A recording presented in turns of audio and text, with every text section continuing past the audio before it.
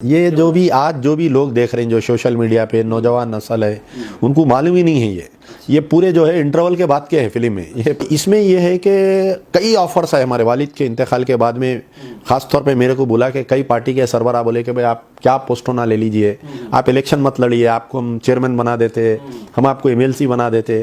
تو اللہ تعالیٰ اتنی قابلیت دیا کہ کوئی پارٹی کے ایک minister M L A M P میں وہ قابلیت نہیں، اللہ تعالیٰ مرگ۔ تو اب آپ اس میں یہ ہے کہ کیا یہ ضروری ہے کہ آپ ایم ایل اے بن کے کسی کی مدد کر سکتے یا رولنگ پارٹی میں جا کے کر سکتے؟ آپ اپنی مقام پہ رہ کے کر سکتے ہیں۔ میں آپ کے ذریعے بولنا چاہوں گا کہ سلطان صلاح الدین اویسی جو اسد الدین اویسی کے والد ہے، ان سے پہلے جو ہے امان اللہ خان صاحب ایم آئی ایم کے صدر تھے، یہ بات کسی کو نہیں معلوم۔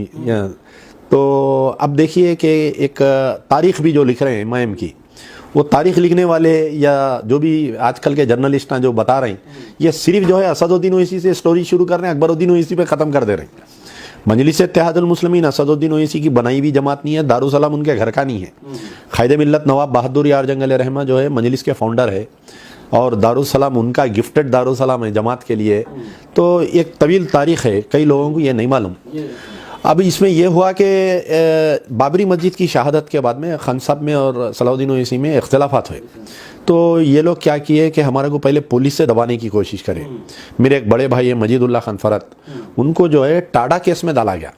اب آپ بتلائیے کہ اس وقت میں ٹاڈا کیس یعنی کہ اتنی سنگین بات تھی کہ دو لوگوں کو گرفتار کرے تھے، ایک سنجے دت کو گرفتار کرے تھے، ایک مجید اللہ خان فرت کو۔ میرے بھائی کو جو ہے کیونکہ میرے والد بابری مسجد کی بات نہیں کرنا، صلاح الدین اویسی سے اختلافات نہیں کرنا اور کانگریس کو گالیاں نہیں دینا اور پی وی نرسمہا راؤ کو نہیں بولنا بول کے ہمارے ایک بھائی کو جو ہے ٹاڈا میں گرفتار کرے۔ ٹاڈا میں گرفتار کر کے 7 مہینے ان کو پولیس کسٹڈی میں رکھے، 11 مہینے جوڈیشل کسٹڈی میں تھے انہوں، اور تقریباً 10 سال تک انہوں عدالت کے چکر کاٹے۔ ان کو آن ریکارڈ ہے، باعزت بری ہوئے 10 سال کے بعد میں۔ تو لوور کورٹ سے بری ہوئے تو ہائی کورٹ پہ اپیل پہ گئی گورنمنٹ، ہائی کورٹ سے بری ہوئے تو سپریم کورٹ میں اپیل پہ گئی۔ یعنی آج میں اس مقام پہ بیٹھا ہوں تو یہ نہیں ہے کہ میں ایک امان اللہ خان ایم ایل اے کا بیٹا ہوں، بلکہ ہم بھی کئی مرتبہ جیل کو گئے۔ ہماری بھی ماں جو ہے بسترے دیکھ کے کئی مرتبہ روتی تھی، پولیس آ کے رات برات ہمارے کو انسپائٹ آف ہمارے والد ایم ایل اے تھے، ہم کو پولیس گرفتار کر لیتی تھی۔ یعنی امان اللہ خان فیملی کی ایک طویل تاریخ ہے۔ ہمارے کہنے جو تلنگانہ میں پہلے ایک ڈپٹی چیف منسٹر تھے محمود علی صاحب بول کے، اب انہوں ہوم منسٹر ہے، انہوں تو بیچارے ہوم منسٹر ہیں، انہوں ایک کانسٹیبل نہیں سنتا ان کی بیچاروں کی۔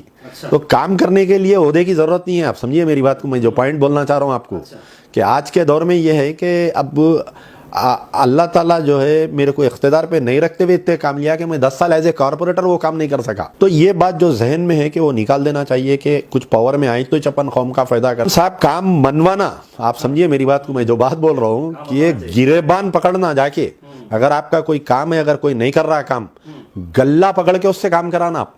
آپ بیٹھ جانا وہاں نیچے دھرنا دے کے، اگر آپ کا کام نہیں ہو رہا تو، اگر کوئی پبلک کا کاز میں کام نہیں ہو رہا، آپ کا ڈر ایسا رہنا کہ آپ کا فون گیا تو کام ہو جانا، آپ کا ڈر ایسا رہنا، ایک لیڈر ایسا رہنا۔ یہ سب کب ہوتا؟ انہیں خود شراب پی رہا، انہیں جوا کھیل رہا، انہیں لینڈ گریبنگ کر رہا، انہیں پرسنٹیج لے رہا کنٹریکٹروں سے، تو اس کا کیا ڈر خوف رہتا بولیے آفیسروں میں؟ میرے مرحوم والد جو ہے ایک مسلم لیڈر ہونے کے، داڑھی شیروانی ٹوپی رہنے کے باوجود 22,000 سے 25,000 نان مسلم ووٹ لیتے تھے۔ آج کون ہے ہندوستان میں؟ آپ بتائیے ایسا مسلم لیڈر جس کو نان مسلم ووٹ کرتے؟ پہلی چیز۔ دوسری چیز، خود آپ میرا جو ہے امجد اللہ خان، میرے حلقے میں جو ہے کئی نان مسلم میرے کو ووٹ کرتے۔ آپ سن کے ایک حیرت کریں گے، میں ایک ٹریڈ یونین لیڈر بھی ہوں۔ میں ایک ہمارے تلنگانہ کے اور آندھرا کے جو ہے 12 یونین کا میں صدر ہوں۔